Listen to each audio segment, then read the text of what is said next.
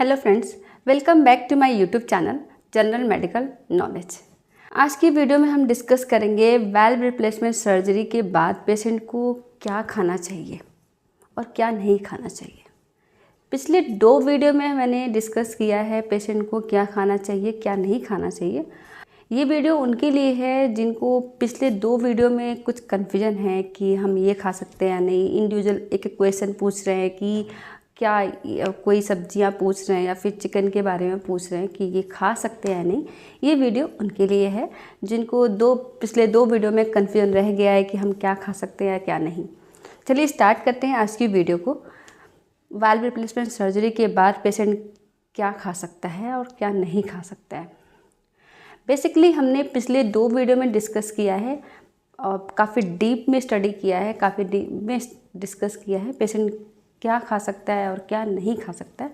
इस वीडियो में हम कुछ ऐसे क्वेश्चन हैं आपके जो हमें रिसीव हुए हैं उसके बारे में डिस्कस करेंगे, उसके बारे में बताएंगे कि वो खा सकते हैं या नहीं।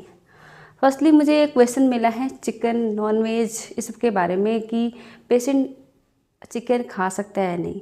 बेसिकली देखा जाए तो हमें वो खाने के पदार्थ, वो खाने की चीज़ें नहीं खानी चाहिए जिसमें विटामिन के की मात्रा ज़्यादा है।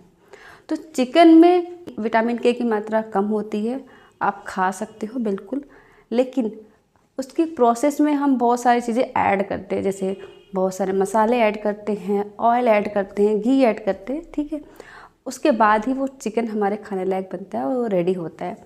तो चिकन में तो विटामिन के कम है, लेकिन हमने जो प्रोसेस किया है उसके थ्रू वो काफ़ी हैवी हो गया, हमारे विटामिन के से लोड हो गया बनने के बाद।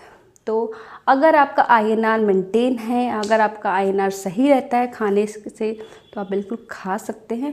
लेकिन एक बात का ध्यान रखिए, अगर चिकन खा रहे हो तो चिकन का लीवर आपको नहीं लेना है, किसी भी जानवर का लीवर आपको नहीं खाना है। लीवर एक बेस्ट सोर्स है विटामिन के का।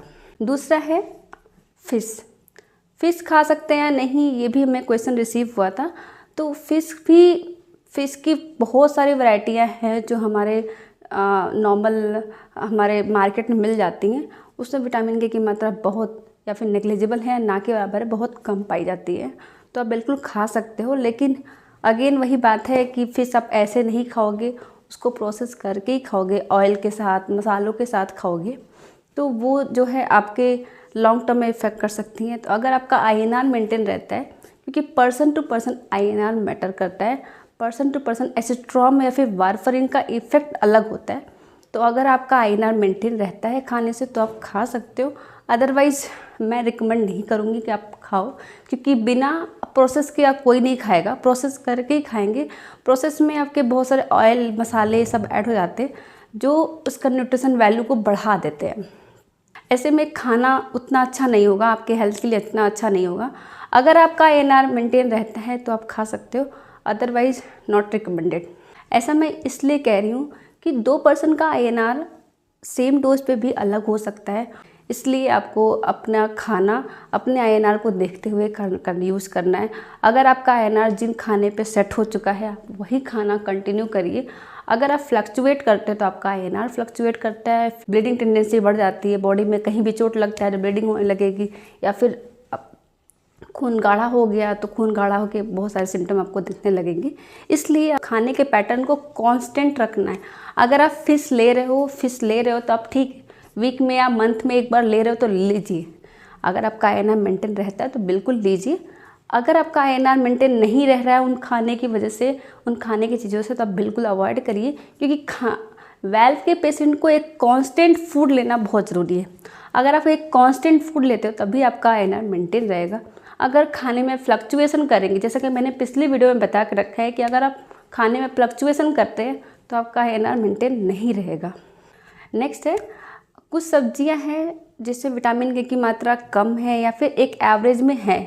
तो आप जो गर्मी के सीज़न की सब्जियां हैं उसमें ऑलमोस्ट जो सब्जियां हैं उसमें विटामिन के एवरेज मात्रा में है, तो आप एवरेज पोर्शन में आप खा सकते हैं और एक एवरेज पोर्शन में लेके खा सकते हैं। जैसे भिंडी है, परवल है, करेला है, नेनुआ है, लौकी, ये सारी चीज़ें आप ले सकते हैं। ओके। और एक मुझे मोस्ट इम्पॉर्टेंट क्वेश्चन रिसीव हुआ है, सहजन, मोरिंगा। मोरिंगा लीफ और मोरिंगा दोनों ही आपको नहीं लेना है, क्योंकि दोनों में ही बहुत ज़्यादा मात्रा में विटामिन के पाया जाता है।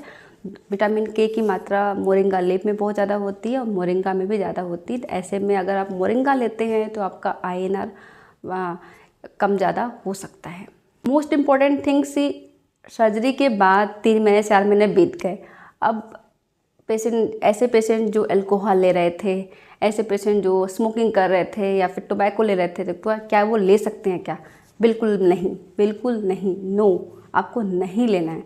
टोबैको, बीड़ी, सिगरेट, अल्कोहल आपको बिल्कुल भी नहीं लेना है, अवॉइड करना है। अगर आप ये लेते हैं तो आपके लिए सही नहीं है। आपका INR इससे भी अफेक्ट होता है, आपका INR इससे भी कम और ज़्यादा हो सकता है। और आप पूरा का पूरा डाइट प्लान करके भी क्या करोगे, अगर आप इन सब चीज़ों को ले रहे हो तो आपका INR बिल्कुल फ्लक्चुएट करेगा और आपको ब्लीडिंग या फिर क्लॉटिंग की प्रॉब्लम हो सकती है। ऐसे सिम्टम आपको दिख सकते हैं। तो अगर वाल्व के पेशेंट को एक डेफिनेट और फिक्स डाइट लेना बहुत ज़रूरी है। अगर आप फिक्स डाइट को मेंटेन करके चलते हैं तो आपका INR नॉर्मल रहेगा, आपका INR सेट हो जाएगा आने वाले 1 साल 2 साल के बाद। जैसे सर्जरी होती है, सर्जरी के 1 साल 2 साल के बाद INR का लेवल हमारे बॉडी में सेट हो जाता है। तो आप ऐसा देखेंगे कि आपका INR जो है एक कांस्टेंट, कुछ वेरिएशन में कांस्टेंट लेवल पे आता है। और क्योंकि तब तक आप अपना खाने के पैटर्न को सेट कर चुके होते हैं और फिक्स कर चुके होते हैं, ऐसा इसलिए होता है। और ये बहुत ज़रूरी है कि आपका INR एक वैल्यू में सेट हो जाए, फिक्स हो जाए, और जिससे कि आपको ब्लीडिंग और क्लॉटिंग के प्रॉब्लम से बचे रहें।